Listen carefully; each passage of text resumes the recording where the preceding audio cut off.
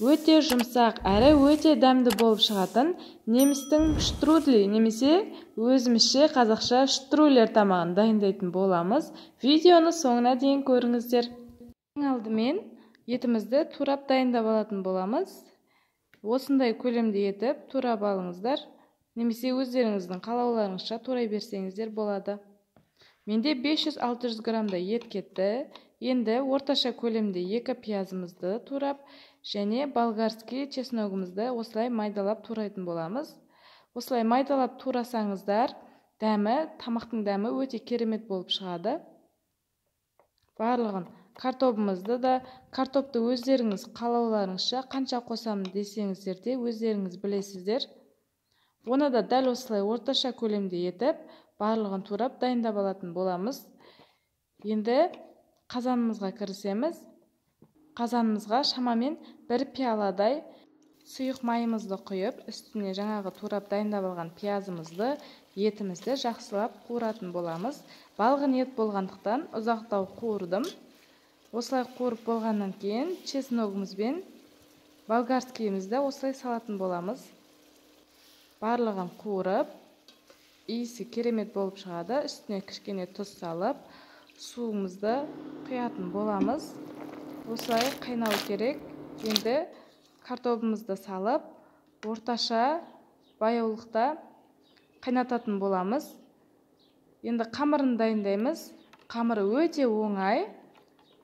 Салқын суға тұз салып араластырып алып, ұнымызға 1 жұмыртқаны салып, осылай орташа қаттылықта қамыр илейтін боламыз.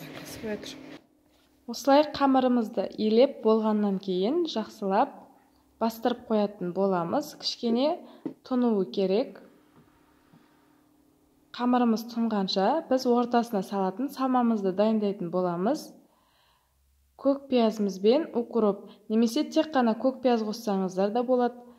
Өздеріңіз қалаған көкөністі салсаңыздар болады. Осылай барлығын жақсылап, майдалап, турап дайындап алатын боламыз.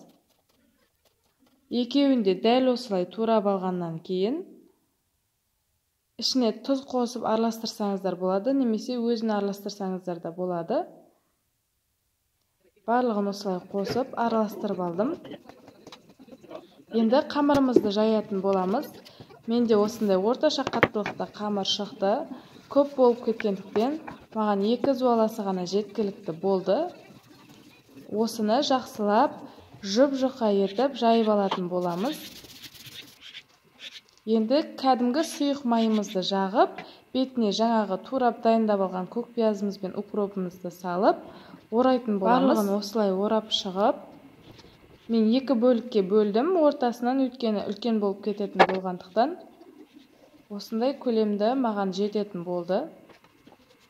Енді осыны мөлшерін өздеріңіз білесіздер, қаншалықты ұзындықта кессеңіздер де осылай кесіп шығып, қайнап тұрған қазанымызға салатын боламыз. Барлығын осылай салып шығасыздар. Қақпағын жауып 15 минутта пісіріп аламыз.